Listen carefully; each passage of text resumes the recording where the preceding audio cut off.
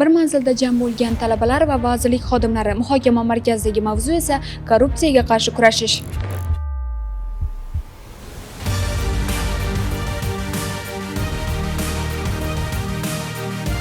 Xalqaro korrupsiyaga qarshi kurash kuni munosabati bilan barcha tashkilotlarda ochiq eshiklar kuni o'tkaziladi. Mana jumladan bugun Oliy ta'lim fan va innovatsiyalar vazirligida mana shu ochiq eshiklar kuni o'tkazilmoqda. Bunga barcha tashkilotni compliance bo'limi xodimlari, jamoatchilik vakillari, ya'ni blogerlar yoki fuqarolar qatnashishlari mumkin, jumladan talabalar bugungi kunda qatnashmoqda.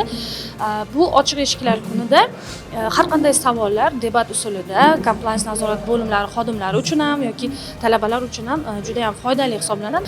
Vazirlik tomonidan mana hozir taqdimotda ham ko'rsatib o'tdik. Barcha compliance bo'lim xodimlari tomonidan choraklik hisobotlar berib boriladi va mana shu yili 186 ta korrupsiyaga oid va boshqa odob axloq qoidalariga oid bo'lgan 186 ta demak jinoyatchilik holatlarini oldi olinib qolindi. Bu juda ham yaxshi ko'rsatkich hisoblanadi. Sababi bilasiz, kasalni davolagandan uni oldini olgan yaxshi deydi va albatta biz barcha compliance xodimlari mana shunday profilaktikalarni, tezkor profilaktikalar o'tkazadi hamda mana shunday jinoyatlarni oldini olishga qarshi kurashadi. Universitet eshigiga kirishdan tortib diplom, xalq tili bilan aytganda qattiq qog'ozni qing'ir yo'l bilan qo'lga kiritish uchun shu paytgacha kimlarningdir umri panjara ortida o'tayotgan, ba'zilarning esa mansab pillapoyasi ozgina bo'lsa ham balandroq bo'lgandir ehtimol. Ammo vazirlik korrupsion holatlarni bugungi kunda qanday jilolamoqda? Korrupsion holatlarni oldini olishga qaratilgan asosiy maqsadlardan biri bu inson omilini kamaytirish. Demak, inson omili qanchalik kuchaygan sari korrupsion xavf-xatarlarning kelib chiqishi holatlari kuchayib boriladi. Shuning uchun inson omilini kamaytirish kerak va raqamlashtirish yo'nalishiga o'tishimiz kerak bo'ladi.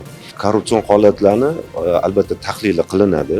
Shu oliy ta'lim muassasasiga tegishli bo'lgan o'sha muassasalardagi xodimlar tomonidan sodir etilgan jinoyatchilik deymiz yoki huquqbuzarlik alomatlari mavjud bo'lganda, albatta ularga nisbatan tegishli tartibda xizmat tekshiruvlari o'tkaziladi. Mana hozir statistikaga tahliliga qaraydigan bo'lsak, demak, men hozir yanglishmasam 2023-yilda 120 dan ortiq deb aytildi. 24-yilda 90 ga tushdi. Mana bu yilda ham 80 atrofida deb hozir e'lon qilishdi. Demak, bu faoliyatimizda kamayish bor. Siz o'zingiz ham talabalik paytingizda qaysidir ustozingizga pul berganmisiz?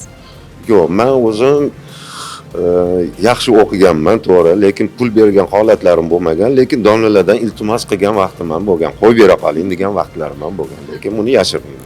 Baho olish uchun o'qituvchiga qancha pul bergansiz yoki qanaqa sovg'a? Talabalik vaqtimizda o'qituvchilar hech qancha pul bermaganmiz, o'zimiz bilimiz bilan bahimizni olib ketganmiz. Sovg'a-ku faqat bayramlarda berganmiz, u menimcha baho uchun emas, faqat bayram uchun berganmiz.